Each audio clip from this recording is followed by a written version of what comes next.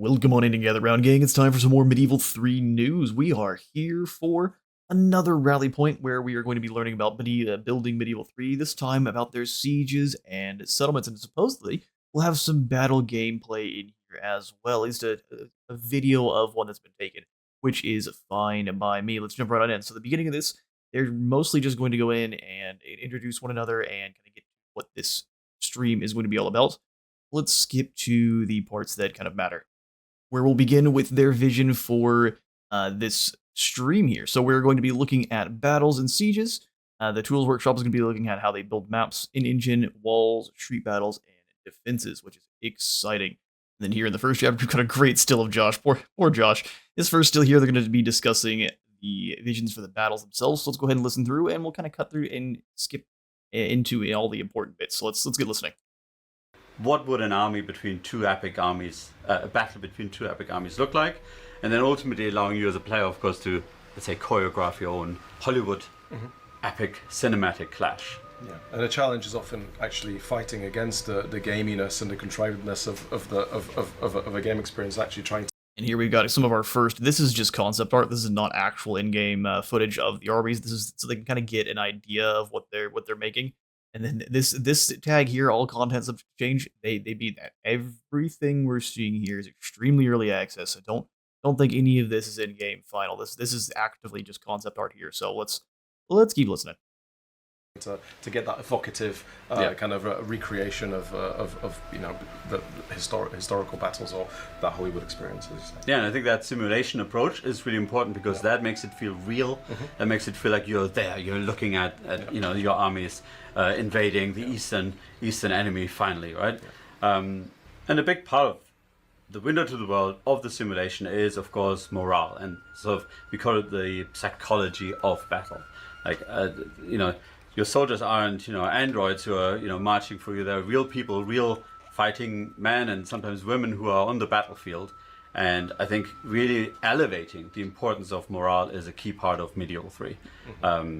If you've been part of the discussions in the forums, you would know that there was a really cool proposal by Invicta around unit cohesion. And cohesion is certainly something we talk a lot about, like where, you could have relatively high morale, like you're still uplifted, you believe in victory, but something else brings you in disarray and your organization, your discipline is weakened. Like the isolation of entities from the rest, kind of impacting on that. For example. Yeah. So I think really. Okay, so that's a little bit of an interesting one. They're talking about having. Invicta basically brought up cohesion in general, where your warriors don't just have morale; they have a discipline, kind of a discipline. Well, it's not necessarily a meter, but it's the overall. Like they said, cohesion of a unit, how well they're staying together, how well they're fighting as one, how well they are actually listening to orders, reforming. It's basically just a meter of their overall discipline and how well they actively follow orders, which is awesome and a very, very good idea for medieval. It's not something we would have like a meter like your health or your leadership. It need to be something a little bit more ingrained in every single unit. So maybe a squad of, I don't know, foot knights are going to be much, much more cohesive than your peasant levy spearmen. Almost like thinking of morale, not just this one bar that you care about, but really what are the facets of morale is a big part of how we approach battle as a whole. There was something interesting you said yesterday as well about, all of these elements being part of the whole, especially when it comes to things like unit matchups. So it isn't just as easy as Unit A counters Unit B, right? Yeah, and absolutely, and the different kind of impacts of be it the terrain, the environment, the other kind of events within the battle that can impact on the effectiveness of a unit, the psychology of the unit essentially. And yesterday we had a design discussion with the team where a great example came up around knights, right, and how knights in the medieval battlefields, they were essentially not really a unit you could counter. Like there isn't a unit that you have where you're like, oh yeah, these are anti-knight units. So you really have to think about, okay, how can I now apply almost like grand tactics to ultimately, let's say, engineer. I don't know that I'm going to fully disagree with this, but I'm going to disagree a little bit. They did manufacture quite a few weapons that were armor piercing. Knights were incredibly potent. In fact, The armorers would have proofing came from they would have someone wear the armor and they would shoot a musket ball, like a pistol ball, into the armor, its breastplate, just to show you the armor would in fact protect you. So knights were incredibly potent. But there were definitely ways to deal with them. Like they're talking about here, it's mostly things like terrain and just having a really staunch line of rather long spears. Like that's why the pikes started showing up. So let's continue. Situation over multiple decisions, perhaps using multiple units to bring these knights down. You Perhaps wear them down, Exactly. utilizing ground types, and And that ties into the importance of fatigue. Maybe you can bring in almost multiple waves of poor peasants that ultimately whittle down the prowess of these knights, and then you lure them into difficult terrain, like so many historical examples. That would be a great sort of experience. It's gonna sound like knights are going to be beyond oppressive, but then they should be also beyond expensive. It also kind of looks like we're gonna have a camp, like an actual commander camp in your battles, which would be really exciting. You kind of have a command zone, and if that gets usually if the leader's tent gets taken, the leadership for your army breaks because that's where all your loot is. That's where all the goodies are. Interesting. Love these unit cards too. The UI that they've got for just this. I know that once again, this is just concept, but the UI looks incredible. This definitely looks a lot like Pharaoh too. So they might be playing using some of the new assets in the Pharaoh maps. I hope not. This looks a lot like Pharaoh, but the UI itself, incredible. Very small. These icons also, it's very tight, small, out of the way. This is good stuff. Just need to see where our map's going to go. Likely right on this corner. Your time. I don't know what this is how fast things are going. And then we can't see the rest of the icons there. Awesome. So actually, we'll just kind of take a quick gander. Cancel orders likely, melee mode, defense mode. I think fire at will, flee from the battle and skirmish. That's pretty good. I know you've looked at the TV. I don't know why the screenshot's up on the TV. It worked 2 minutes before we went live. Yeah. So you've spoken a bit there about fatigue. What would you say is the aim for the pace of a battle in Medieval 3? Yeah, so that's something that we talked a lot about. As you can imagine, that all Total War titles previously, I think they're almost like they have roughly a similar pacing, but there are clear differences. Shifts, yeah, Exactly, shifting sort of the Total War feel, shifting that around, and so I'll pull from it. But some people were asking, what is this an in-game screenshot? Is it concept art? What are they kind of looking at here? Well, this is of course concept art, so this is not in the game or in engine, but I think it illustrates some of the things we talked about here with the window to the world, in a sense of how the UI is meant to be really lightweight. It doesn't get in the way of the experience. One thing that I think we really love about some of the titles like Medieval 2 is how the UI and the sort of almost like skeuomorphic, like the flags in the world, they feel really like one. It doesn't get in the way of the experience, and I think that's sort of the benchmark we are honing in on. Obviously, Yeah, I'd also like to see with like the Medieval 2, how as your units went up in rank, they would get more and more bannermen inside of their force. You could kind of see how highly ranked the unit was, or how much veterancy they had, just based on the heraldry that was associated with that unit, which is really cool. Also having ways to get kind of unique heraldry, just based on different feats that they might be completing in battle. Like maybe they survived a battle where they were outnumbered 2-1. They get a special banner then that gives them, I don't know, some more leadership or like 2 additional melee defense along with whatever they're doing. Just small little things are like feats that your men can do, that maybe those feats are even tied to specific cultures. Like England has different feats than France has different feats than the Holy Roman Empire. That would be awesome. all very early, but that's sort of a target look and feel shot here ultimately. Yeah.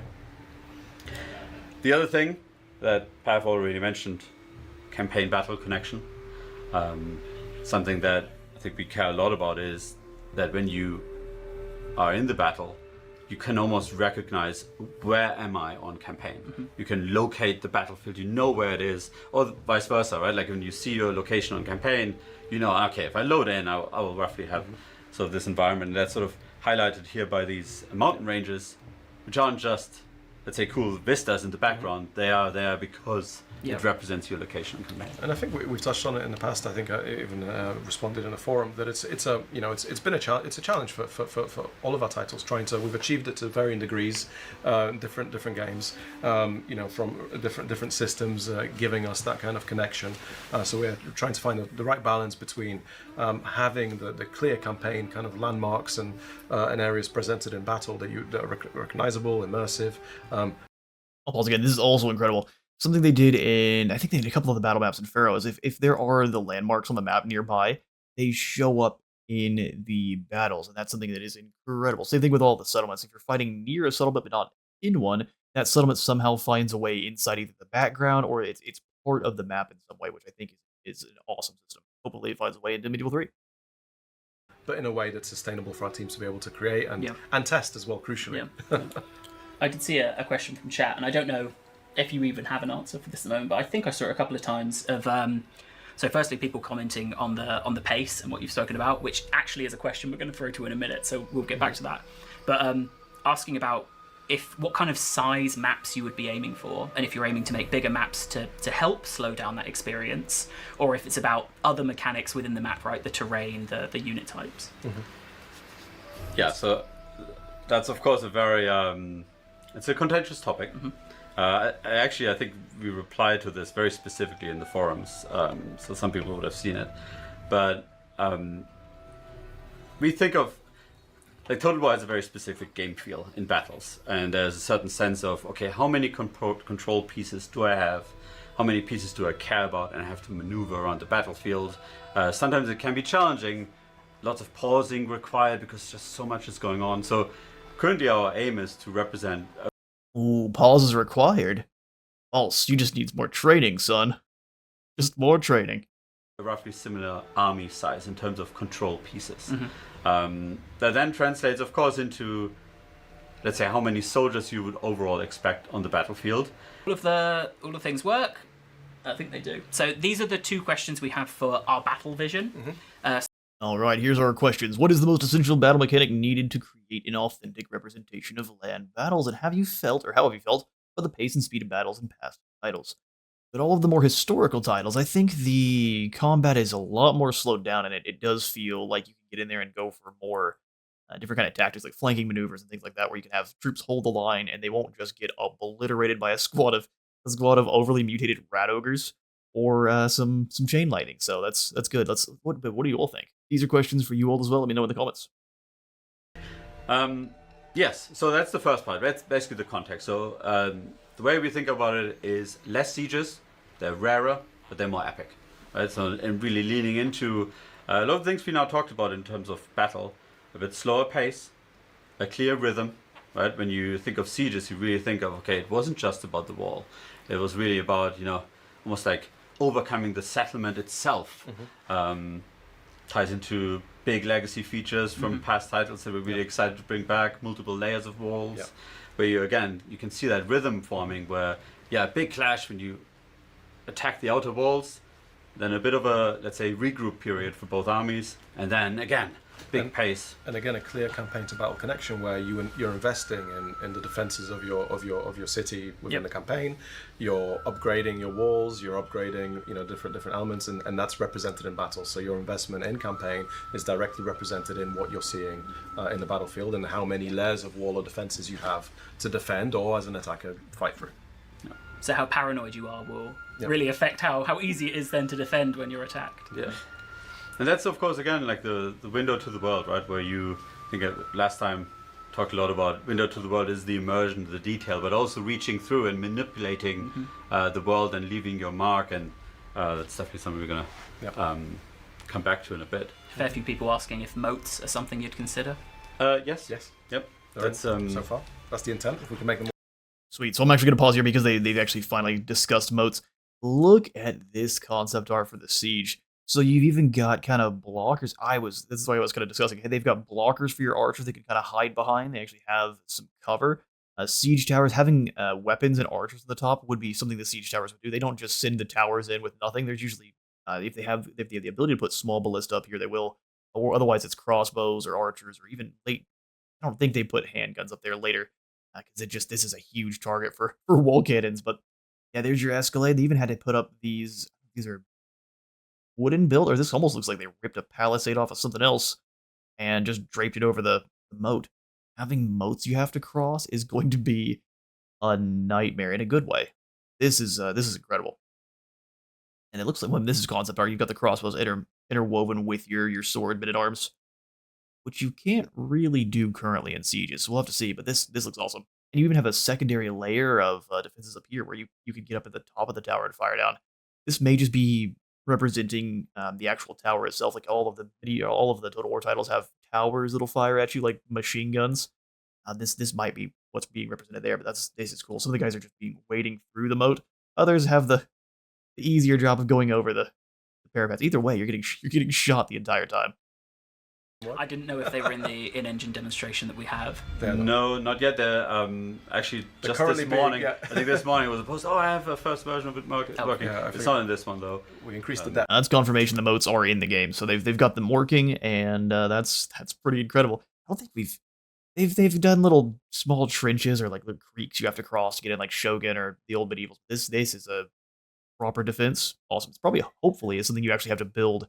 It's not just something that's stock on all the castles. You have to actually sit in there and put in the defensive infrastructure. Depth by some meters this morning. Make it harder to swim across.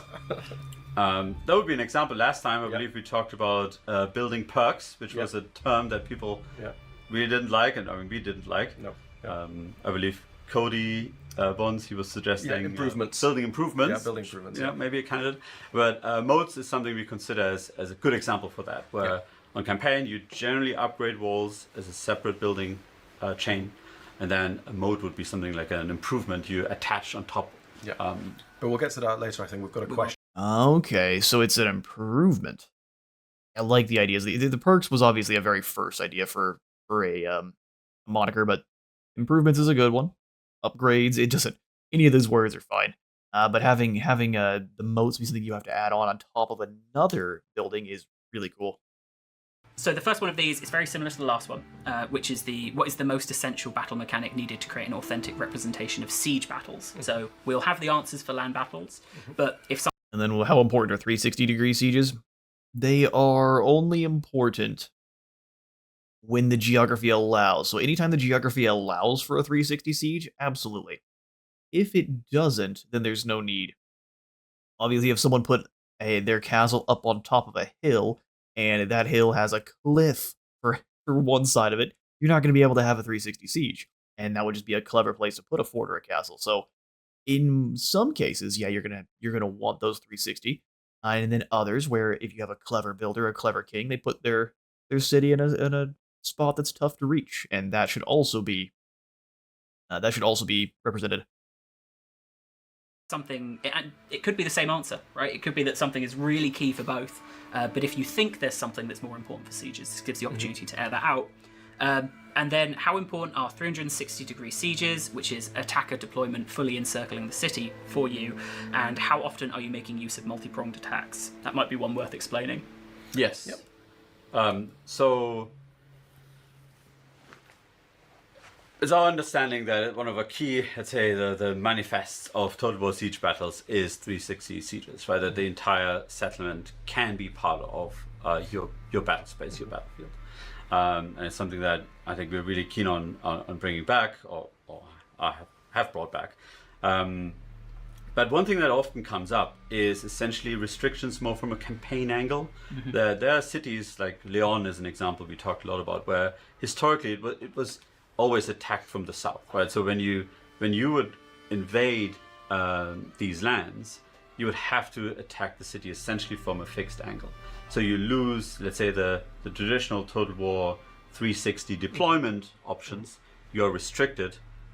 For that battle, based on campaign context, you can only attack because of a river or other typically environmental factors. And sometimes there's also an authenticity angle where certain settlements were just so vast to accurately represent them in scale.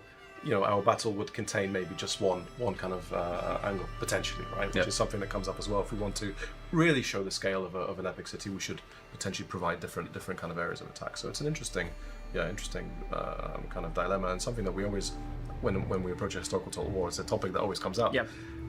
You know, and again, which is why across our Total War games, there are different approaches and different titles.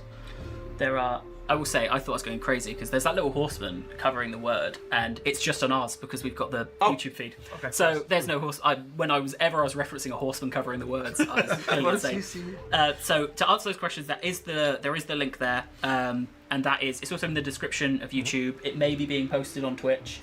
But if you follow that link, either now maybe or after the stream for sure, we will have categories for all these questions. So we will be moving on to our next section, which I have a button. There we go. I'll take us back to the camera. So I think there's going to be some videos to show. So we're finally getting to the meat now. Yes. This is not The show in-engine running code yet. These are videos of more our tools. Yeah. We're finally going to get to see some actual gameplay. It's not going to be anything crazy like they're saying here, but still. Talking a little bit about how we're approaching the challenge of authoring our settlements. So, Alright, so this is an actual, what looks like a battle map. We'll let them talk. Like, this is also so small I can barely see. Project type, all sorts of stuff here. Climate. Looking for anything interesting. Settlement density. Yeah, this is some cool stuff. We can see all the tools that they use to build the maps. what are we looking at here? It's a video that Fedon, one of our level designers, recorded recently from our in-game tools of how sort of you author a settlement. And I'm going to play this in a bit, but I think worth going back a couple of steps. So last time we talked about pre-production, and you know why I think it's not pretty yet. It's because our artists are really mainly focusing on how are we building all of our assets. How are we building the campaign map, and most importantly, how are we building settlements? Yeah, and actually, you know, in what you're going to see today, both in the videos and actually in the engine as well, we've had a lot more art team focus on battles in a campaign. Campaign has less of that focus, because on battle, one of our traditionally one of the trickiest, one of the biggest challenges in content is settlement offering. Is the battle map, the connection with campaign, of course, but also it's just the offering of the buildings and the settlements, building the settlements themselves, but also coming up with an elegant way to represent settlements and the different sizes of settlements in Battlefield. Yeah. So we've been progressing further with battle environment art kind of pre-production. But again, what you're seeing is blockouts. These are very pretty blockouts, because we're constructing our buildings from kit pieces. So the artists are blocking out all the individual bits that make up a building, sticking materials on them, so they get a feel for the balance of where the geometry is going to go, where the materials are going to go, and then obviously these will be then taken and made up as final assets. But these are all blockout assets, no matter, even though they have roof tiles and maybe bricks. Texture, these are very basic 3D geometry with textures on them. So yeah, everything is, as always, subject to change, because this is pre-production assets. But why is it such a challenge, right? And I think that's where really our goals of the campaign battle connection is making things difficult for us, but we obviously believe it's worth it. In that, if you think of a single map, like we call it a layout, like here's our layout for Paris. There's just one version of it that we can put together in an editor, right? You have to consider a lot of campaign hooks. Of course, the classic legacy example is campaign buildings, right? You've constructed a massive minster, like a cathedral. You want to see it represented in battle. You upgraded your walls. Exactly. The moats. Yeah. You want to see in battle. And with Medieval 3, we want to push that angle even more so, right? We talk a lot about rewriting history and leaving your mark on the world, and I think that's where it's really important to represent, okay, what have I done to my cities? Like, what people are living there? Are they wealthy? What culture are And that is an incredible idea. So as you conquer this city, so this is something we've been asking for in Warhammer forever, but it's obviously much more difficult there. But when, say, so for example, if the Moors go and they conquer some cities in Spain, are your cities going to then look more like they're Moorish cities, or are they just going to look like Spanish cities on the battle map? And other things that you actually build up. They do show them in things like Three Kingdoms and stuff, and you can actually damage them, which damages them in Uncampaign as well, which is something I think we want to see added in for Medieval 3 for sure. But this is awesome. Continue. Are they from? How dense is the city Population, yeah. Yeah. So, but enough talk. Let's play this. So what you're seeing here is a single layout.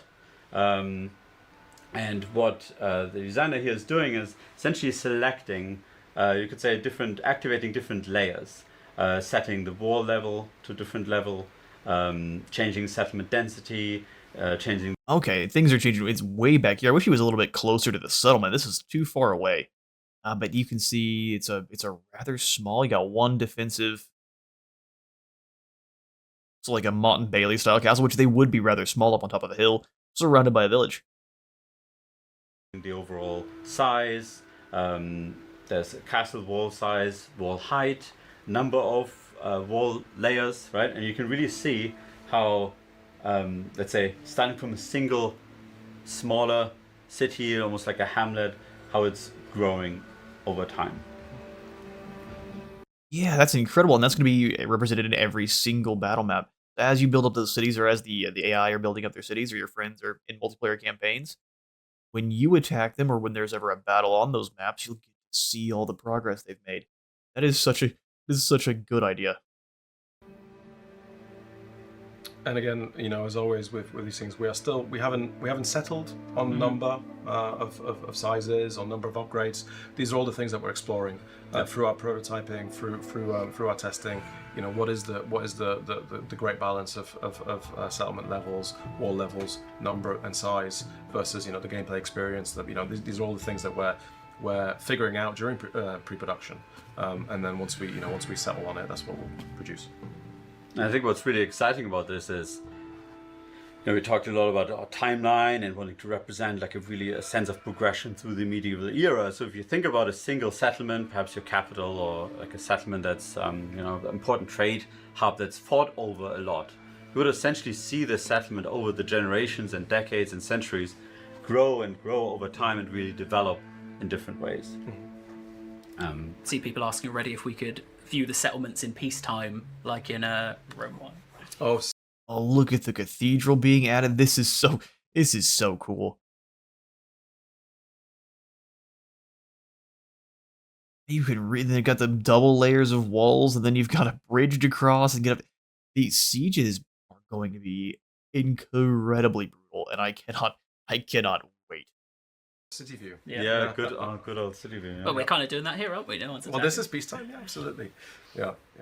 Yeah. City view is one of those. Well, even the walls in the back. So it's the different levels of walls have to be upgraded separately, or maybe that's gonna be part of it, because you can see the ones in the very back. These stone walls here went from wood to stone. This got quite tall. This is such a cool city builder. One of those returning kind of. It's a lot of us kind of love that, and you know, it's always. Not even on the main keep, even larger now. Finding a way. I remember when I joined. Slight little detour. Sorry. When I joined. I don't think you'd want no walls there. That's how you have a Mongol invasion. In fact, you get that lovely church caught on fire. I really loved it, and I was talking to some of the designers, and the designers really disliked it. It was like there was no gameplay to it. There was we couldn't really do anything. So what's the point? I was like, no. But for me, it was that window to the world. I could see and immerse myself in the world because I knew there was a world there outside of just my battles. Yeah. So finding a way to do that is definitely. But I think what we're looking at is the campaign. And having that window to the world within the campaign, so you can look at your city in peacetime in the campaign and get that evocative kind of feel for the world. Yeah, what you can see here is that essentially, as your settlement grows, you might get, you know, different layers of walls with different wall heights, and then of course, sort of the keep in the center as sort of the final bastion you have to over. Your max level walls look into. Well, this way it actually moves some of the walls out, so it just pushes the layer of walls out further. Interesting. So what did they do with these walls? Did they tear them down to build the outside layer? And they keep getting taller too, which I don't know if that's going to play in where maybe ladders can't reach, or certain kinds of ladders. You have maybe levels of ladders you have to build up, or siege towers are the ones that can reach the really tall walls. We'll find out. Listen, I am beyond excited. What come? Some of the eagle-eyed of you will spot here that we've got different sizes of wall. Yep. and the widths as well are very different to before. But we'll get to that. But Also, I didn't even notice that. Yeah, these are much thicker walls up front. So cannons, different siege weapons would be able to blast through these a lot easier, and these would be a much tougher target. but yeah, there's some exciting changes that we're working with. Gonna swap videos. Let me put us back to camera then. I have them all explained to me anyways. Are you ready for me? Yeah. So this is essentially the same. And here's basically the same video. Like they're saying, it's the same video just from the top down. So you can kind of we'll let this play on through, and I won't interrupt them too much here unless there's something really exciting. But Same thing again, just from a top-down view, which is a little bit less, let's say, window to the world, a little bit less evocative. But I think it shows the footprint really well and how we're really, let's say, capturing a big range of sizes for settlements. Starting from very intimate battles that feel quite like almost like at the town squares where the final stand happens, and then up to larger metropolis. I look forward to the videos that analyze every single click on those boxes of what every single option is. Yeah. Look forward to In Fear. All subject to change. Yeah. Now, of Except course, the bits we like. Except the bits we like, yeah.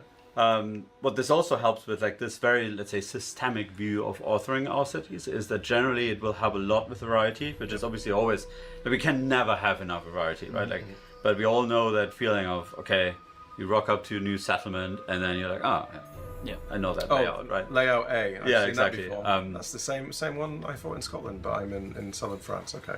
And I think that this very systemic approach will help to sprinkle in that variety systemically, because they're different cultures. And I absolutely agree. This is kind of a huge issue with the older games where you'll fight a battle and you go, okay, I've fought here, like he's like up in northern Scotland, and now we're down in the southern part of France. It's the exact same settlement. Nothing's different about it. So this is going to go a long ways, because every single building they put in there, every single change, every single improvement is going to change how that settlement looks. The climate should hopefully change how that settlement looks, and they mentioned that the different cultures also are going to change, which is so cool. This is going to make your settlement battles, at least even the settlements that are more or less built the same, they're still going to feel at least slightly different, which is so cool. Living there, so the buildings look different.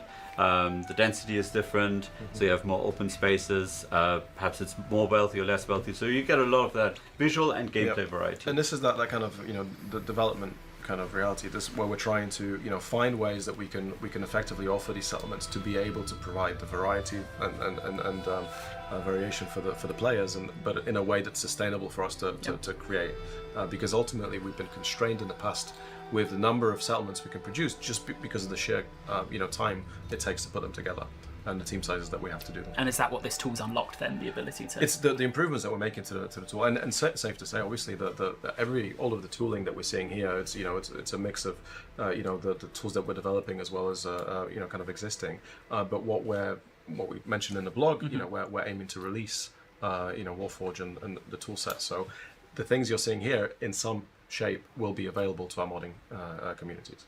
Yeah.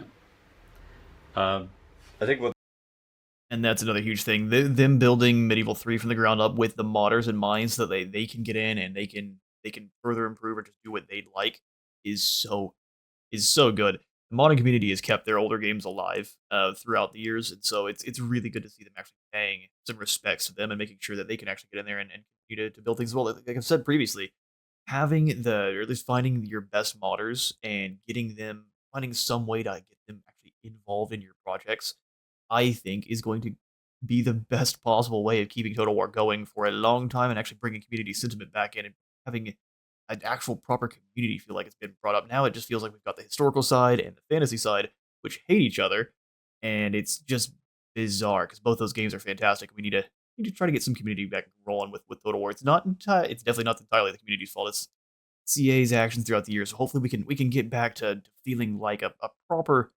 The community is the wrong word because we're not communist here, but community is the word we're using. Moving on.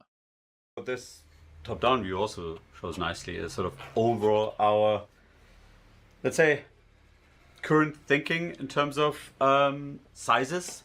It's again like obviously a topic where I know that some people really care about even larger settlements, but I think one thing we feel like looking back at past titles. Three Kingdoms, for example, had really big cities, especially at the top end, that ultimately the siege battles didn't feel as great because it's just too much open space, ultimately unused ground. And I think that's where we are. I mean, you can see they're still massive. Hold on, let me bring it back. But perhaps, how did you describe it? The biggest cities aren't quite as big as in past titles. Yes, currently. Yeah. Which may sound like a downside from the start, but it's definitely not. Like they're saying there's a whole bunch of unused space in a lot of sieges where there's just nothing happening. And it's a shame. So having the maps be smaller but more tactical will allow for you to actually utilize the entire map in some cases, or at least the majority of it, not just corner up in a tiny little part and wait for enemies to show up, which may still end up being the best strategy. We'll find out soon. Well, definitely not soon. We'll find out at some point. Yeah. I'm thinking. But but again, it's for us to find that right balance, because it's and it feeds to the pace as well. You know, the pace of the battle at the different stages, and also the agency of what you're able to do. I mean, again, one of the things that we loved about past titles that had the multi-layering is the agency that you had to do, be attack in different ways or defend in different ways. The 360 comes into that as well. So yeah, all of these are the different kind of elements that we have to juggle to find that ideal balance for the game. And of course, there can also be exceptions. You know, if you think of Constantinople. Well, yeah, we mentioned in Attila, for example, Yeah. we had two exceptions. We had Rome and Constantinople, which were huge compared to everything else. Baghdad, I mean, obviously for these cities. Which is something I think they need to do here for Medieval 3 as well. The massive ancient cities need to remain massive. Constantinople, like I said, Baghdad, what a couple. Egypt would have a few major cities in there. Cairo would be massive. Rome, of course, and Venice as well. Venice would be a gigantic city. Just a couple of them that would be way larger than normal and have different strategic value that is far above other towns of maybe the same caliber, or at least the same size. Cities we might go a bit larger, Yeah, but yeah. Okay. Next video. You good to go? Right, I'm just gonna have a quick look at the chat and see if there's anything in there. I kind of just got some people saying, one person saying, I always say some people because I can't read the name quick enough. But it's actually it's Mr. Dogbutt. Saying Constantinople was the best city siege map. Yes, it was. Yeah. It was one of my favorites for sure. Pretty epic, I loved it because it was just so big. And actually, another example of a single attack direction as well. Yep. Even though it was technically 360, i.e., it was all within the battle. It was a single attack and had moats as well. Moats. Okay, you ready for me? Yes. So this is about walls specifically, wall authoring. All right, I almost forgot to mute. All right, we're into walls specifically now. Another kind of top down, so we get to how they actually build up those walls. My poor eyesight. If you all can see this a little bit better, I'll probably have to zoom in. I'll have it zoomed in a little bit in editing. But rest in peace, my wizard eyes. I can't see any of this. Get talking, lads, so I can actually know what's going on. This is showing off our new wall authoring tech, which I guess the big highlight is that it allows for non-rectangular shapes, essentially. Wiggly. There's no way we're gonna be the ones making these walls, right? That's just the tools they're using, and that seems like it's a really easy usable tool. That's fantastic. The better the system they actually have to build their game is, the better the game is, because the less time they have to spend making it and rendering things. Man, some of the horror stories about like original Bungie and how they were like spending days to render things, or I don't know if it was days or it was just whole hours to render like a scene. It just ridiculous times to get stuff done in the old days, and now they've got these tools that are so well designed. At least this one seems to be. They could be able to throw these walls and throw these cities together in just a few moments. Of course, there's a lot of coding that went into making this simple in the first place. But it's really cool that we've got tools that allow this now. Where if you just look back at the old, or even like I think it was No Man's Sky was like it was something like 8 to 12 hours it took them to render any of their changes in the beginning, which is just ridiculous. Anyway, let's continue. lines, you could say. For anyone seeing this that may be familiar with other game engines, tooling, of other games, may think that this is standard, right? But no, this is something that our artists have been been planning for many years, and we finally have the ability to kind of draw walls. That gives us far more flexibility when constructing settlements, and again, speaks to that. Speeds up the process. Speeds up the process. So again, sustainable workflows to be able to create more content for the game. It's really good stuff. And again, something that will be available to our modders. That's just what I was about to ask. Yeah. Yeah. You can make a city in the shape of your own name. If you like, yeah. Will it play? Who knows? Well, Yeah, we'll obviously see it in engine in a bit, but I think what's clearly sticking out is the width of the walls, which is something we looked at. Thanks for Dawn again for giving me the precise numbers. That just to illustrate, Pharaoh had 11 meter sized walls, so width, yeah. platforms, essentially like big, right? And here it's 3.5 meters, so really giving you that. Anyone who ever visited a medieval castle or any fortifications, it's dense. This has been a legacy challenge. So in my experience working with battles, and we've always struggled with trying to represent kind of authentic scales when it comes to walls, when it comes to roads, paths, avenues. Streets, we used to have a restriction. The restriction was about 32 meters. So if you think past historical titles inside cities, massively wide avenues to help aid pathfinding, AI, and whatnot.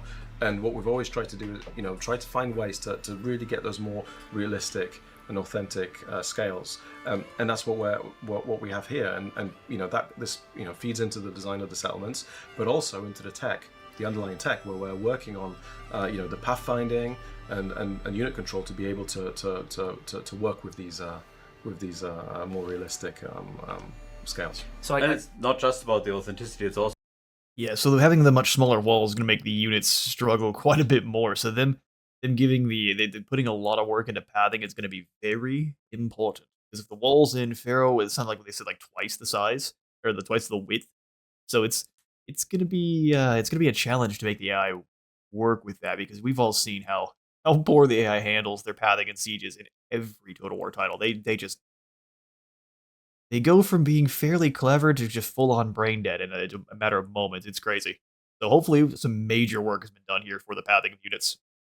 also a little bit about let's say the carnage of medieval battle, right? Like seeing soldiers being pushed down the wall, and so just immersing yourself in that sort of dense, almost claustrophobic environment, right? High up in the air. So even though you mentioned the settlements maybe the largest maybe a little bit smaller, but there's actually more to do in the sense of within the design, because of the level of control you have within the settlement, and the different approaches, the different avenues, streets, alleyways. I have seen a few questions, and we will. So that's kind of the end of our tool workshop section. So we will get to the question, but before we get there, this might be useful to set up for our next section, which will be in engine. So there were some questions asked about AI. Battle AI. Has there been any changes to it to compensate for all of these systems and the kind of new maps? Yes, I mean we have across across campaign AI.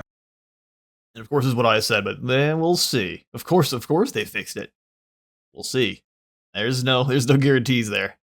And Battle AI, these are teams working with the Walcott engine and the changes that we're making. We're absolutely supporting all of these innovations and changes. Yeah, I mean, we're very much aware about the community expectations around AI. This is one of the main, let's say, especially for the more advanced and experienced players, one of the more prominent sticking points, you could say, for a bunch of our previous titles. So I think really looking at that in detail, is really important. And we talked about this within the context of the campaign, where we're essentially, we're rebuilding these kind of staple historical Total War, features and building blocks essentially, and the same with battle. We're addressing step by step these key areas that we're keen to achieve, and we're working together with all of the teams to solve those challenges.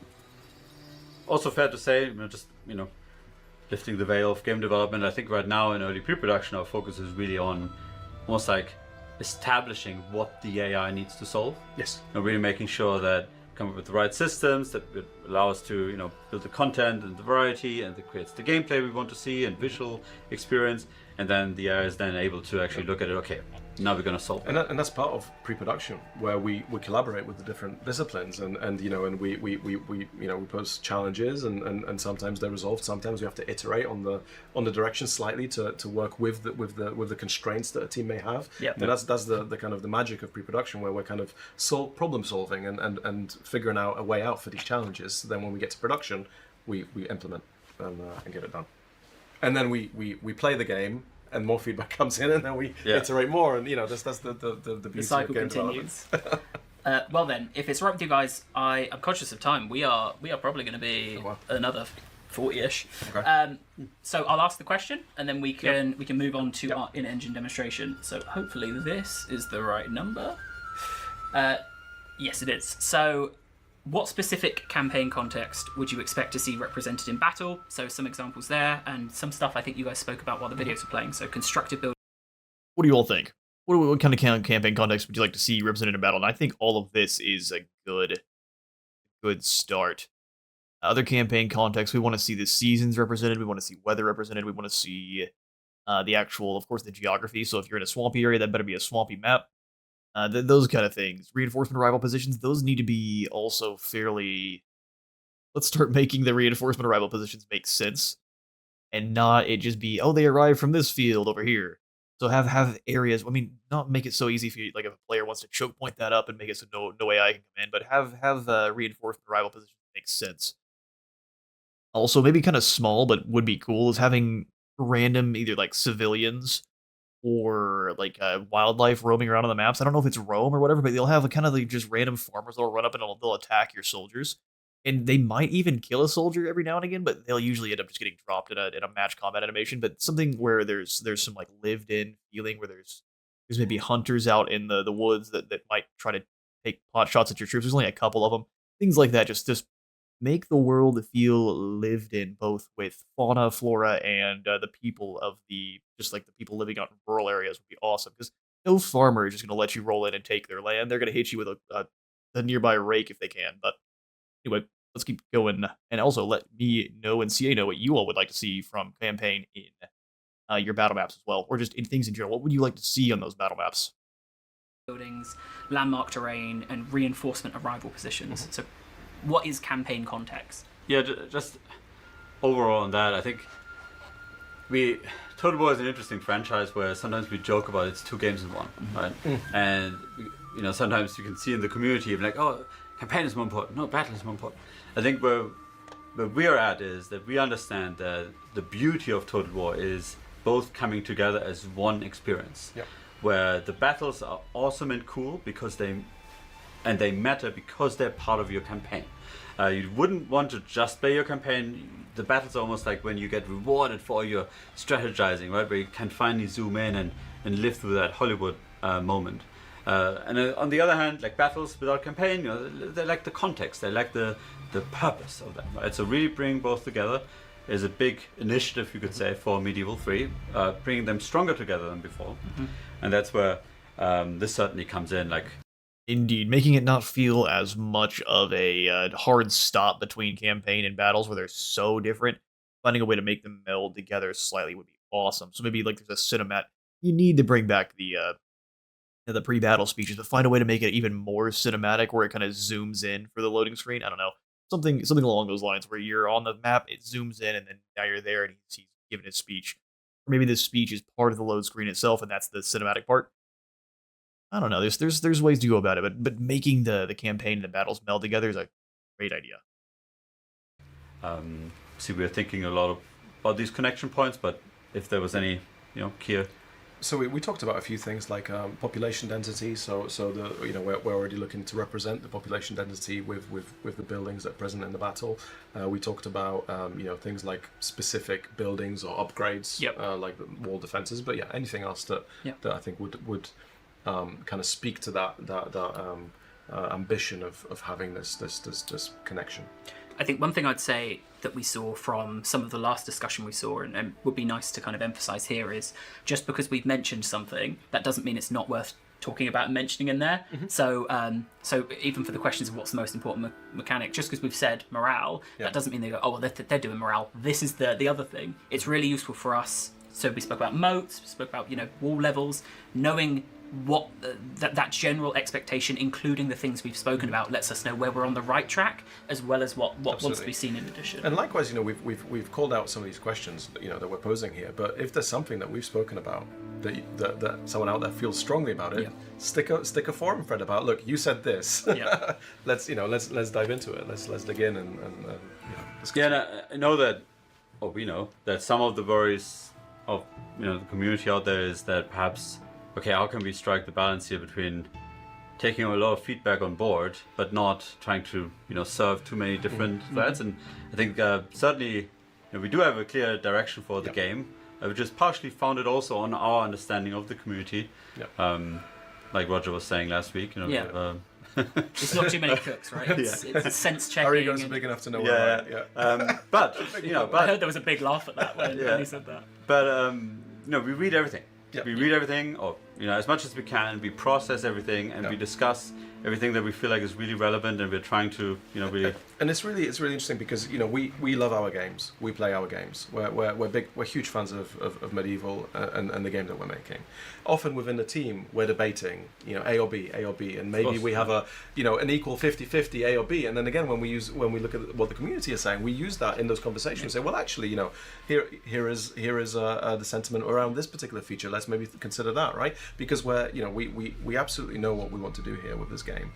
But again, this game is important to everyone. It's Medieval 3, right? So we want to get everyone involved so we can hear what the community voice. Fantastic. Well then, I'm going to swap us back to main camera.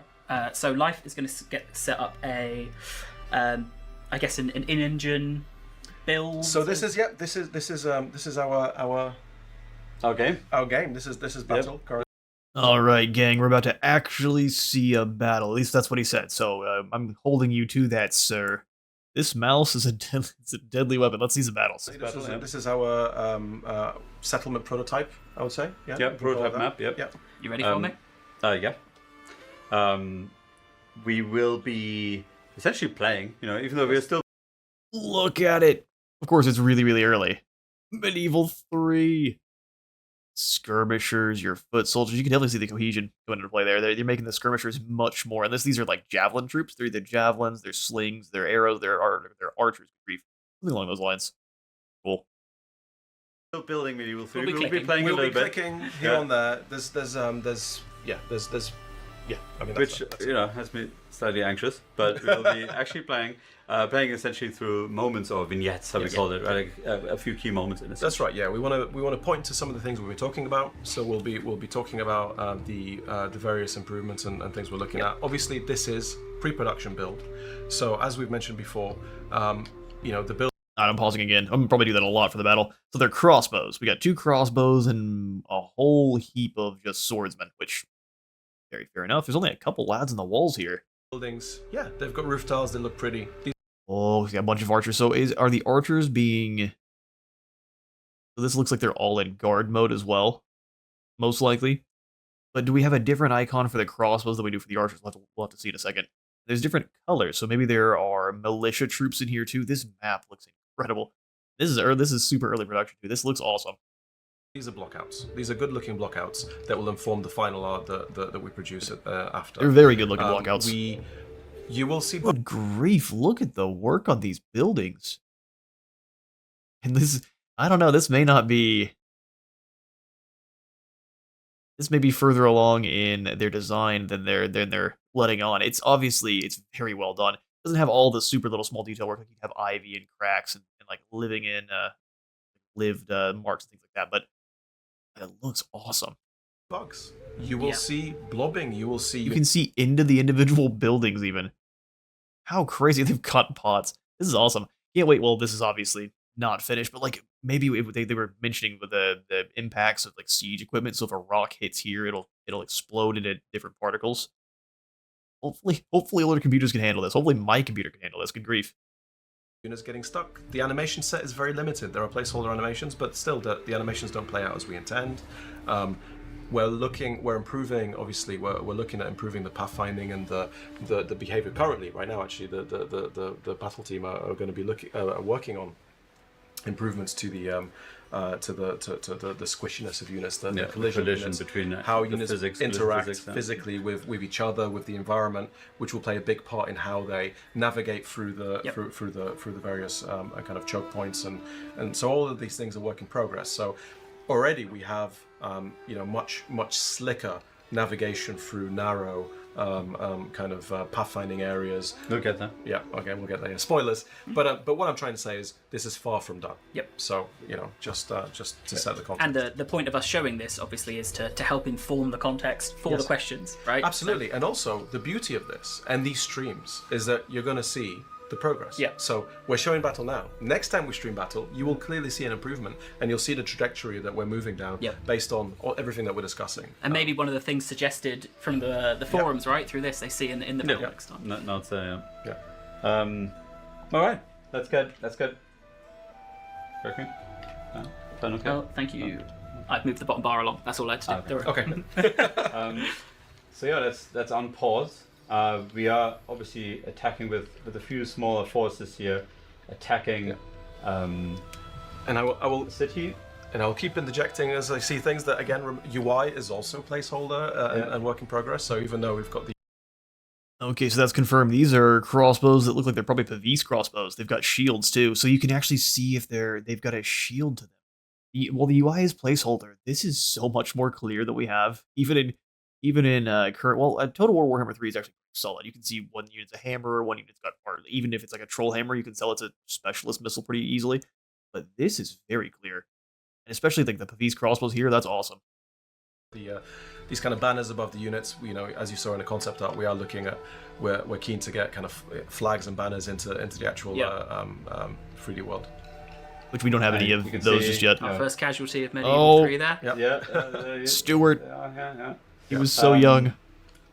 And just to showcase like a little, let's say, mechanical nugget here, just to another example of sort of perhaps not necessarily psychology of battle per se, but with archers you can now actually suppress enemy units. So you can see now here this unit is suppressed. Oh yeah, so that's something that's coming over from 40k for sure. It's definitely an aspect of war if you're being shot at by a whole heap of arrows or bolts. If you're not getting your head down, you're getting one of those lodged in your eye, which is no fun. So having a suppression, that is so cool, and it's definitely something that's coming over from 40k. Because it's been fired upon, suppression will for ranged units reduce their. Yeah, the guys can get all the way up on top of this. So this is all the same unit up in here and down here. You can tell that they definitely have. There's not very many skirmishers in a unit where there's a lot of melee troops. Accuracy and defensive capabilities. Do you want to call them out just immediately? Yes, let's call them out. Ooh, uber tall walls. Look at their ladders. Look at those things. Look at these ladders. We're going to be diving off of them. Yes, there are pocket ladders here, as you can see, but this is purely to aid kind of development. We are working on the team. We already have kind of some versions of carried ladders, which is absolutely the intention for medieval. Yep. They said it before they even popped up. They were like, "I bet it's going to be pocket ladders." And it is for our pre-production prototyping because it's just quicker, more instant. You'll also notice the size of the ladders because they're there to accommodate the different wall sizes that we have. So yeah, this is purely work in progress. But yes, I can confirm that we are working on ladders carried by troops for the final game. And maybe next time we stream battle, you'll see that. I think hopefully we see some entities falling down. That's always a cool spectacle that everyone loves. Now we have to pause because they're moving way fast. This is like one of my later games. Yeah, I mean the ladders are way too tall, but that doesn't really matter. They can throw themselves off the side. Love the metallic. You can see even the metallic glint on all the armor. Something that is a much more dull in the previous games. You can see hopefully this door opens and closes as the troops go through, and they don't just teleport through it. Just the small little details are going to really, really make the game. But I think it was always such a cool thing, especially in titles like Rome 1 or Med 2, like sort of that stand on the walls. They're doing the shack shimmy to fight. That's not very effective, boys. You gotta use the swords. Feeling the, let's say, the pressure and the sort of the last defense of a tower with your elite units, and I think this is going to replicate this really cool. Yeah. Cool way. Less space on the walls, so more chance of. Good grief, they mopped up those troops. I guess they were crossbows. Like, they obliterated those guys on the walls. So maybe the ladders don't, or they may not even have stamina and things like that in right now. But I figure the ladders are going to hurt stamina, but maybe not as much as before, where it just completely exhausts your units, where they're almost useless afterwards. Falling off. And are they going into that tower? Yes, I'm just hoping we can engineer this. So one thing we actually wanted to talk. Oh yeah, the door did open and close. The door opened and closed. They don't just teleport. That's a beautiful change. Beautiful change. Beautiful change. A little bit about it is this is you can see inside of the tower itself, and like the battle's raging on the stairs. Listen, lads, it's such a small aspect, but it's so cool. And the detail work on this armor, even this early, is awesome. Look at it. You can see the individual greaves, the knee plates here. This guy's he's got a adamantine leg. It went right through the wall, but still. the Sheo debug camera, so in the end it would look a little bit more fancy. That boy's about to point blank someone with that bow. Oh, the armor looks incredible. Look at this brigandine. The gold accents.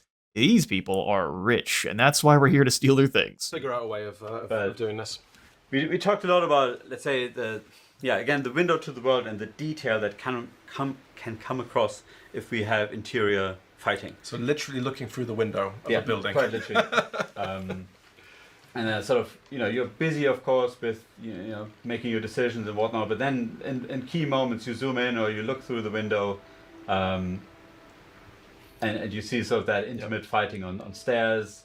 I think there's something really cool about that. Maybe I'm skipping ahead, but saying that, it's worth mentioning that Gorn are magical towers spawning arrows, because they have to literally be occupied by troops with bows and arrows to function as a tower. Okay, that's an interesting confirmation. So there will be, unless you have a specific probably setup on the wall that's like a defense improvement that is ballistas or trebuchets or whatever, you're going to have troops in those towers to actually make them work. And maybe you have the improvement where the towers themselves, so since you're not having the archers, the tower doesn't fire automatically, they get either unlimited ammunition or just greatly increased ammunition, or maybe even like unique arrow types or unique missile types that they wouldn't normally have access to. Or maybe even if it's not a unit that normally would have missiles, there's bows up there. They can use them maybe at a lesser proficiency than a normal archery unit, which would be really, really cool. Otherwise, you're just throwing your sword, hoping you hit something, right? Yeah, and I think one of the features that don't have working yet, but we're really excited about, is the idea of, let's say, contextual environmental weapons. So a unit being able to pick up, let's say you have sword units on a tower and walls, they're able to pick up some ambient bows and fire at the enemy. So, hey, that's what I was talking about. That'd be really cool.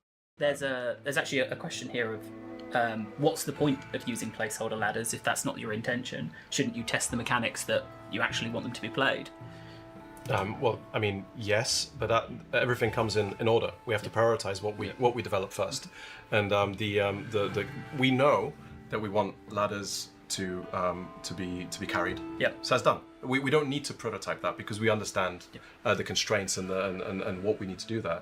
What we do need to prototype is the size of the different walls. Yep. The entities traveling up those ladders to get to the wall. So it's prioritizing where we put the effort when, because we have to we have a team, we have a finite amount of time. So we in game development as any software development, prioritizing and doing things in the right order is key. But yes, I will reconfirm. Pocket ladders, they're there for testing. Yeah, right? absolutely. As we're proving out purely the debug. Yeah. While that question is fair, it's also just throwing coals at them for no reason. This is obviously something that's probably been recorded before they may have even figured out the deployable ladders, but just it's a strange thing to require. Yeah, it'd be cool to have them shown off here, but if this was recorded before they even had them in the finished build, then they're obviously not going to be here. So let's throw tomatoes when it's time, not when they're showing stuff. Nice. I think we talked about everything with walls. Unfortunately, not many people fell down. That's I'm a bit sad about that. And also, last time they fought on the stairs themselves, didn't they? Yeah. Probably Alfonso and Yeah. So, yeah. And a nice touch to the interiors. I think something that a few comments in the forums about why have physical destruction of buildings. I think one of the nice elements of that is when we have interiors, when you have a partially destroyed tower, you still have that kind of feeling. You can still have fighting on the interior. Yeah. Maybe they're Partially exposed, collapsed, partially collapsed towers, but it's still functional because the staircase is there. You still get some height, so it gives us again more variation in the kind of battlefield scape and the experience. One, I would say it's an ambition and intention, but one thing that was really great about this Siege of Rhodos Rhodes painting. So the idea of Climbing on the rubble, climbing up the rubble. So if you destroy a wall piece, maybe entities can climb up to higher levels there. Do we want to? And there's the peril of the collapse as well as you're trying to get through. Good. So they've got the collapsed rubble. If there's troops near and you're too close to the wall and the wall collapses, any of that rubble hitting them should have a guaranteed chance of killing whatever unit gets hit. So as the rubble collapses, you want to keep your troops away from it, then send them in. Otherwise, they're going to be crushed, which is a waste of good manpower. Yep. Do we want to pause there to ask our question before we move on to the next engine? Yep. I'm just checking that we covered everything that you wanted to in that section. So fighting through towers, pocket ladders, pocket ladders, pocket ladders. The level of verticality you expect, we spoke about a bit. Fighting on the stairs. So if there's archers at the top of that tower, does that mean I'm going to fight my way up the stairs to get to the top to kill the archers? Yeah, indeed. I think I wasn't able to replicate it now, but we had some really cool videos where essentially you're fighting on 3 levels, on the ground, on the walls, and then on the tower. Wow. And that's really cool spectacle. And it's the verticality we talked about. Yep. Yeah, for sure. Fantastic. Then I will move us over to our question for the wall combat section, which is number 4. So this will be posted on the forums. We want your answers to it. That's why we're giving you all the context we can to get there. The question is. That is not the right question. It's not the right question. Let me read what the question Yeah, I thought that we've answered this one a couple times. is. Where does that come from? I have no idea where that comes from. There we go. It was, what was fun or frustrating about garrisonable buildings in previous Total Wars? Yeah. That's a past stream, isn't it? That is a past stream. Yeah, nice. Yeah, I already kind of answered this one earlier. Is the what's fun or frustrating about them? What is fun is just having more of them that make contextual sense. So like having burning pitch being something you can dump on people from your gatehouse or rocks or whatever improvement you might have given to that. Having the towers not just be automatic machine gun towers that are always active the entire battle. I think when in Medieval 2 you can't even capture a lot of the towers, so they just keep shooting you the whole time. It's the worst. So having them not just be automatic towers is fantastic. Having them be something where maybe there's ambient bows up there, so if like a sword unit goes up there, they can actually use those bows, or your archer unit has extra ammunition or unlimited ammunition while they're up there with maybe enhanced either accuracy or something just for being in that tower would be awesome. So something that has to have someone manning it. Maybe you have militia that are given to you, like depending on the size of the actual city.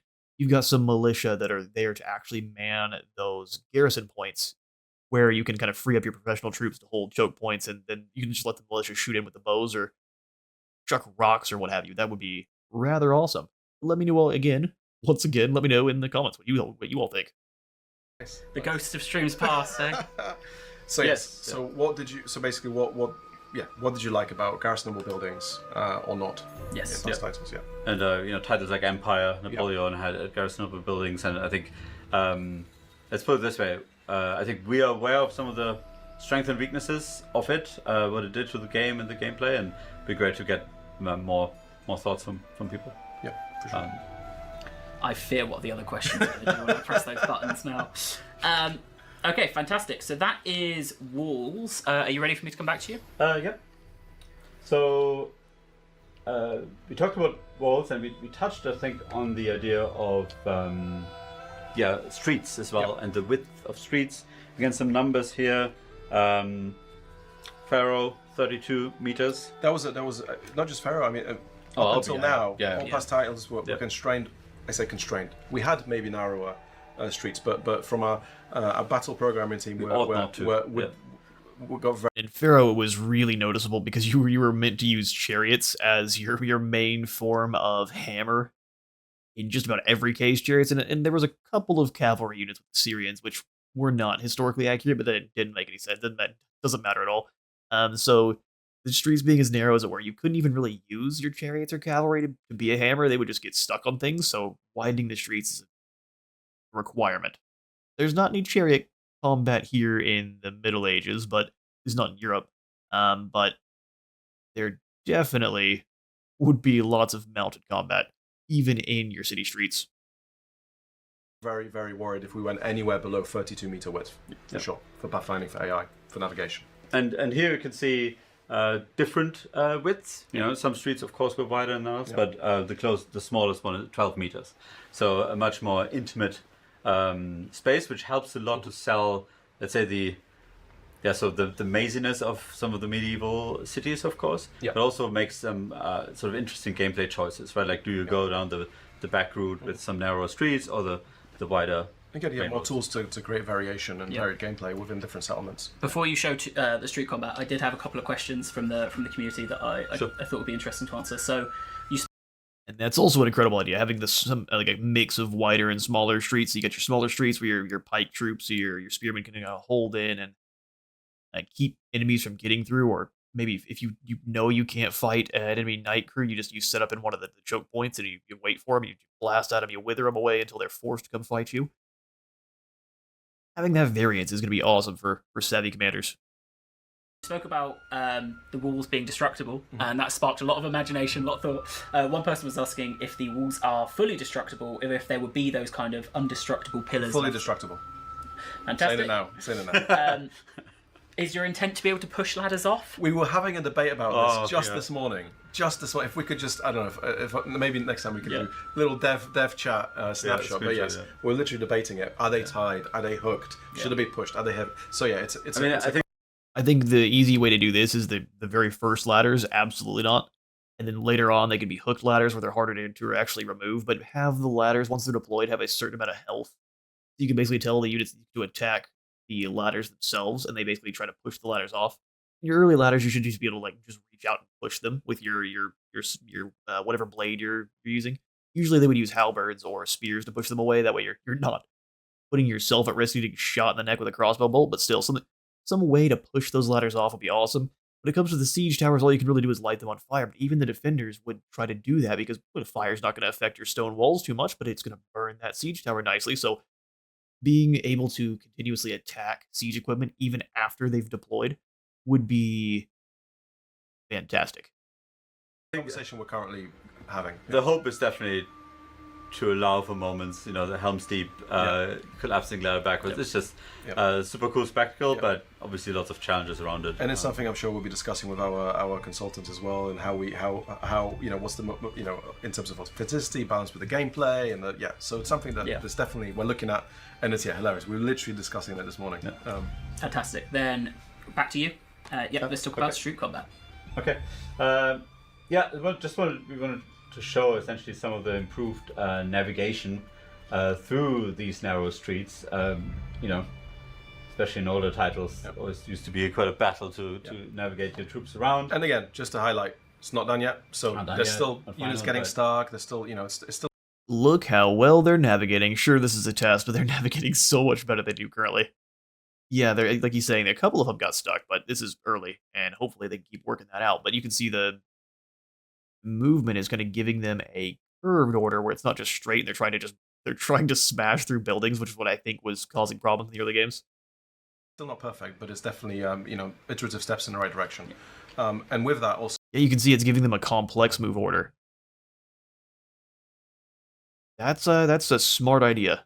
So is the user experience of navigating. So things like dragging out units and controlling your units through these tight spaces is something that we've been concentrating on as well. Yeah, and they perform very well. And I would assume that's just going to get better as they become more elite. And you can actually fit.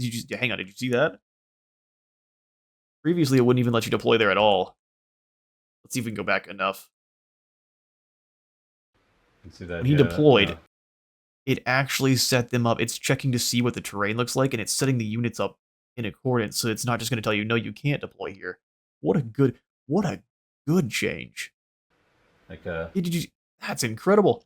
bit more of a seamless track out of units in the environment. As we discussed in the beginning, I think our goal, our intention is that generally movement through the streets would be more fluid. Again, like to bridge essentially between the big climactic moments, outer walls, inner walls, and the keep.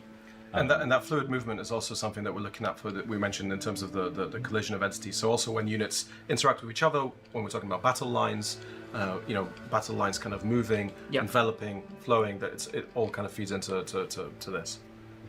And what we're trying to do. So There's a little bit of cohesion lost in the end, but that's going to be part of moving through a city too. Is your unit is going to naturally lose its cohesion. So the better cohesion, hopefully they're going to add this into, is the better cohesion your unit has, the faster they're going to actually be able to move through a city very organized. the intent there to make it feel like it is a group of soldiers, right? There's some individual movements in there that are... And that's where the talk of the psychology and the cohesion comes in, the isolation of entities, and then pushing and staying together and holding, and the impact on morale and the psychology, all of that, is systemic in a way, stemming from these improvements that we're looking at. Before the next segment, I'll have to do some shenanigans here. Okay, then shall I throw us over to the question? Indeed. So, honestly, let's just see what comes up. Hey, it's the right question. Okay, nice. So the question we had here, so you've seen a bit of streets, a bit of the pathfinding and how we have it. So the question is, what are your hopes and fears for multi-layered sieges? So that is the progressing from holding the walls, losing the walls, falling back, street fighting, and then, as we'll show in a second, then defending the keep. Well, my only hopes are that it's actually represented. There's no real actual layered sieges. I've never seen any layered sieges in the game. If you're in a siege, if you hold some troops up, basically having layered defenses where you've got a couple of soldiers in each different position falling back is just the worst way to go about defending your settlements. Hopefully they make it so that the different defenses give your troops enough either boosts or just natural advantage that they're able to kind of hold the line. And then likewise, make sure there's enough siege preparation an attacker can do that it would actually allow them to crack through those defenses as well. There should be both plays that both sides can make the other opponent's life more miserable, which I think would be great. Makes, of course, make them more miserable and just give you more advantage in that battle itself. Also, my fears are for the same as like medieval 2, you build up all your siege equipment and then it'll just get caught on fire outside of the first wall, and then you just stand no chance for the rest of the siege because you can't even get in. So that's finding ways of recovering or just not losing all of your siege equipment on the first wave would be great. So maybe having it so you can maybe give your siege equipment some extra fire resistance via wetting them down with ammonia and things like that. I don't know. So just something to give your equipment ways to actually make it to the walls, but also give the defenders ways of countering that. Right? Yeah, that's right. So, because we've had, again, in past titles, we've had the multi-layered sieges. We had obviously medieval 2. We had in Shogun, and there's different, like I say, pluses and minuses. There's the flow, there's the pacing, which we've covered already, all the way through to last stands at the keep, and it's basically a broad question around from past experiences and your understanding of the period. What are your hopes and dreams? Because I think you guys were talking about where would people want the majority of fighting to be, right? Mm-hmm. Is it 50% at the keep and the others are just fallbacks that you've lost? So it's kind of just general feedback on that. On that. Sorry. I think the worst. Let's say the pitfall we want to avoid is essentially a sense of slog. Mm-hmm. Right? That would be the worst version of a siege battle. It's like, I think sometimes in the past we did this really well with this rhythm. Shogun 2 comes to mind again, where you had these plateaus and there was a clear sense of, okay, I've captured that first one, I regroup my troops a little, rally them, essentially reorganize them, and then I make my next push. I think that's sort of the... And this is the beauty of Total War and the simulation, right? Now we consider that to be a pretty good core system. Just make those different regroup points a little bit further spaced out, because in Shogun they're right on top of one another. The whole time you're regrouping, you're getting pincushion with arrows. So maybe spread those plateaus out a little bit. Don't make them obviously the exact same as Shogun, but find natural ways to spread out those different capture and regroup points would be awesome. All right, and here's their final video for defenses. So let's watch. Before we start, I think worth talking a little bit about defensible positions. That's essentially almost like another wall layer or fortifications that we would love players to be able to essentially construct and customize. One of the things we talked about very early on is essentially defender gameplay in sieges. Like, how can we make sure that a defender feels like, okay, I can actually, let's say, have some authorship here. The attacker decides where to attack. They had a lot of siege actions on campaign, perhaps, and they sort of they determine how the battle plays. But the defender is almost more like the backseat, right? Yeah. Now can we give more authorship? And then, of course, we've tried similar things in Attila with barricades, and this is almost like like an evolution of this, inspired by some of the Italian sieges, for example, where the settlement was besieged and the population itself almost like was rallying and trying to improvise defenses. And that's really the fantasy of these. These are positions that would probably look like improvised cards being thrown over, perhaps little watchtowers quickly raised. That's sort of more of that improvised element of these are the people of the city have now Stood up to defend. Yeah. stood up to defend. Yeah. Exactly. Yeah. Or raised defenses, yeah. So we have two of them here. We can try to attack them with our troops. Then we'll be like, We do have water. There is water, yes. Doesn't go all the way around, so it's not legally a moat, right? That is not a moat. No, No, that it's is a river. that is a river. This is a river. They just need to settlement. ditch. Yeah. Yes, you get the different forward points, then all the kind of improvised defenses. I wonder if you have to build these in your battles, or they're just already set up. Because this looks like it's something that some guys just kind of threw together. There's some archers up on top of this this little platform here. Yeah, and this is still a pretty defensible spot though for something improvised. Yeah, absolutely. Yeah. and this is just essentially one version of this right now. It's a bit, let's say, put together multiple pieces. You can see some barrels that people, push to place. Some obviously grey block, but there might be raised platforms that were quickly put together by the carpenters of the settlement. And then currently it's multiple units essentially manning these, but the goal would be that you can take perhaps just a single unit and essentially make your stand there. Fantastic to see them running over the bridge, taking Yeah, it's a great both mechanic and cinematically. This is awesome. fire. And even so, everything is placeholder, right? But even Pathfinding so, across a very narrow bridge. Yes, it's still evocative, right? That's the goal of blocking it out in this way. And that's what these prototypes allow us to do is, again, play with the different balance of widths, different combination of bridges to fords to really find that nice balance, and also stress test when the teams are working on the pathfinding and the AI team is working on with that. They have that kind of essentially worst case or the different combinations of setups that we can then use when offering settlements. Yep. I saw a couple of people asking it in the other one, but maybe more pertinent here I don't know if this music is just for the stream or what, but this Irish folk music, incredible. We need to make sure it makes it into the game. Of course, if you're going to have it for the battles, it needs to be far more mournful with also some guitar riffs, but you got it. friendly fire, something you're considering? They're shooting kind of close to their friends there. Yeah, no, I mean, it's I think obviously something that infamously was part of Attila, right? And I think, it's part of the simulation, really. Yeah, if we're talking about authenticity, it's something. Yeah, you gotta have friendly fire. It's unfortunate, it's annoying sometimes, but friendly fire isn't. It's in every single war throughout the entirety of human history. Oh no, I threw a rock the wrong direction. Bonk. Oh, there goes Steve the caveman. He's gone. That boy's. Oh, that's not good. You're not coming back from that one. That's important to capture.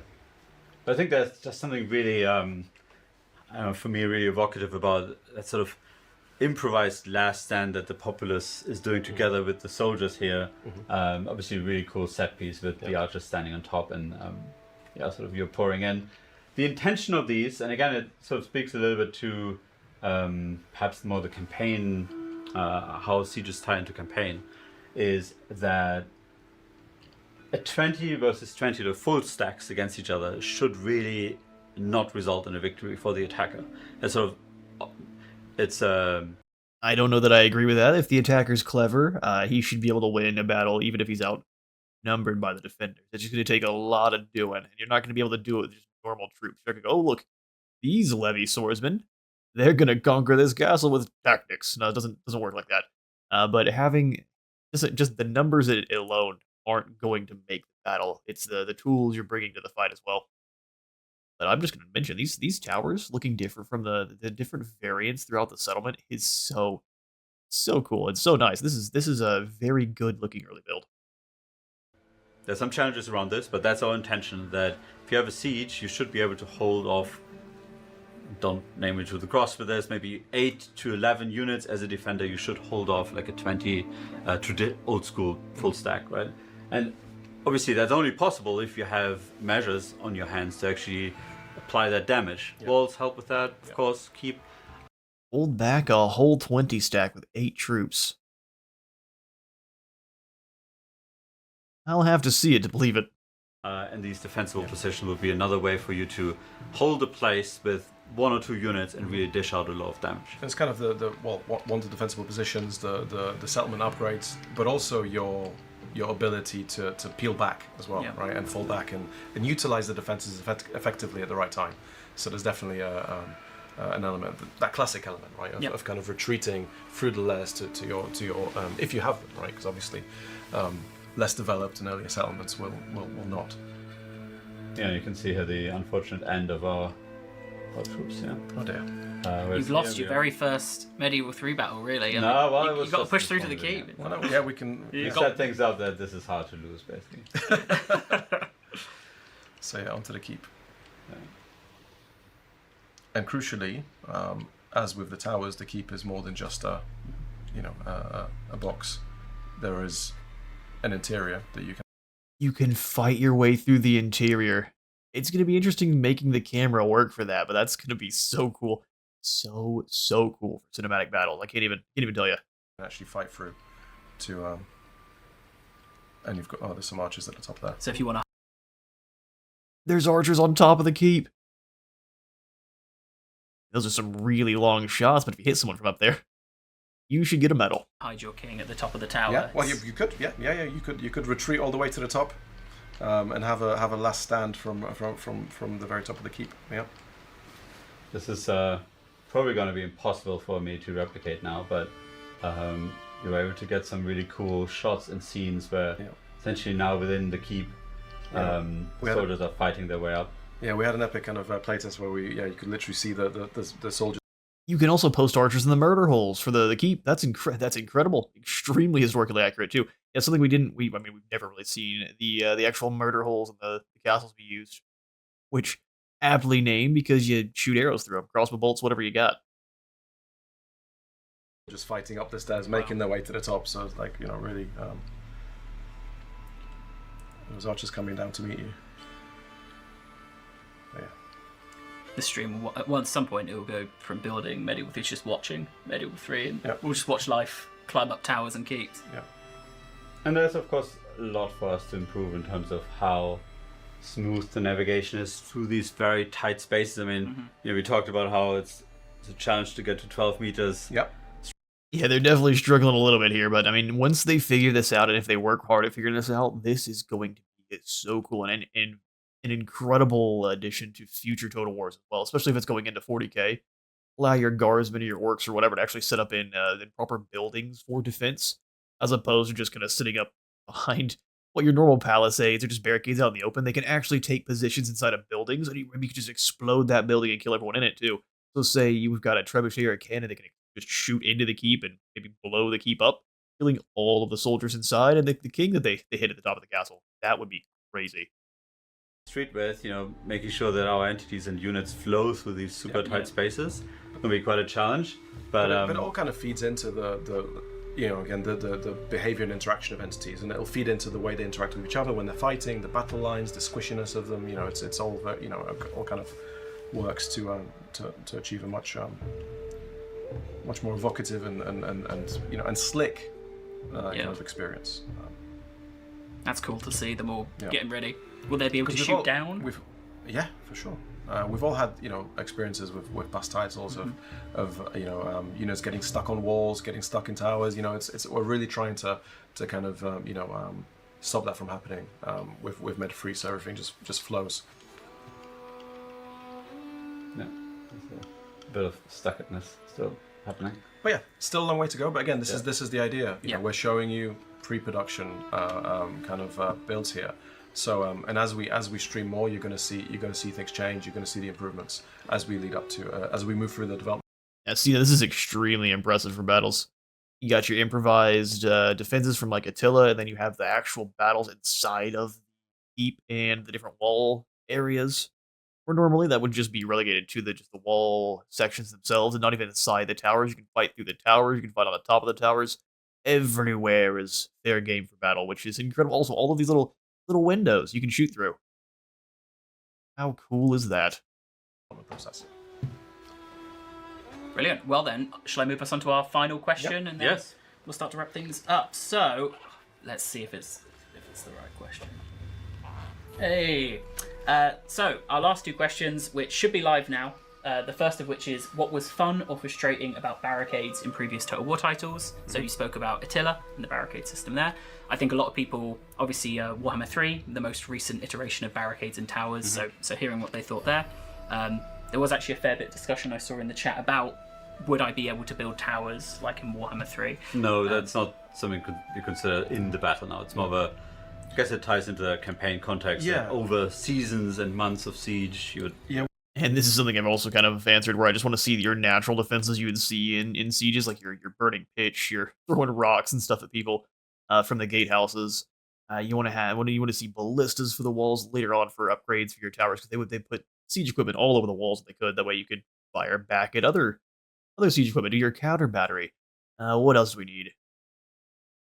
All sorts of like traps, all sorts of crazy stuff. The platform, the raised platforms like they had, the improvised the barricades without barrels or whatever. Maybe the different things they have in the city itself, the different level of city, means you can have a different level of improvised barriers and improvised protection itself, because you've got more materials and more craftsmen to maybe actually work with.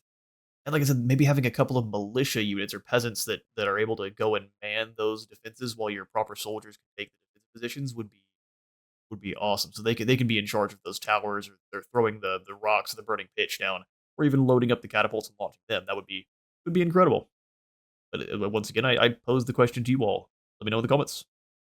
And we want to kind of have that approach where, you know, anything significant you invest in the campaign, on the campaign side, and the battle side is more of the kind of what you already have kind of bunched together. It's And late the final- kind of pre-battle, the final assault, playing out the within final preparation, a matter of a couple of hours. Exactly. Yeah. Fantastic. That's question 1. Question 2 was, what kind of wall and tower defenses would you like to see in sieges? Yeah, so we talked about moats, but, you know, we're also discussing things, you know, hoardings and barbicans and you know, all of these kind of things. Different types of gates, ultimately gate mechanisms. Yeah. And so that's why I wanted to clarify the tower defenses. We're not talking about plonking a tower down, right? No. We're talking about a tower that exists, how to defend On that top tower. of the tower, like bastion artillery, and Which I again, did see a lot of people. yeah, we're talking about, again, you are on the campaign map. Yep. You are choosing to invest in the defense of your settlement. What are the things that you have? What are the improvements or the building chains that help you improve the settlement? Is it you know, different types of towers, different types of wall? Already talked about sizes, but then what can you put on top of your walls? Do you put hoardings on top of your walls? Do you put bastion artillery on top of your walls? Do you increase the kind of the gate complexity to safeguard? You know, all of these things. Fantastic. Well then, did I interrupt you? No. Well then, that's going to bring us really to the end of everything that we had to show. That was, I think, quite a long stream for what we have here. 15 minutes. All right, and that's everything for the Building Medieval 3 Siege and Settlements stream. Fantastic work from Josh and the gang. Once again, we've already kind of discussed everything. You should leave in the comments. Thank you all so much for coming on by this stream deep dive. It's been a ton of fun.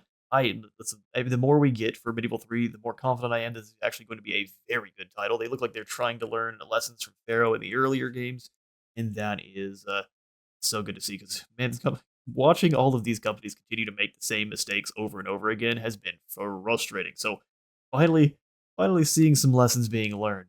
It's so good to see. So thanks all so much for stopping on by. If you enjoyed, please do remember to leave a like, God, and a sub on. I'll see you all in the next one.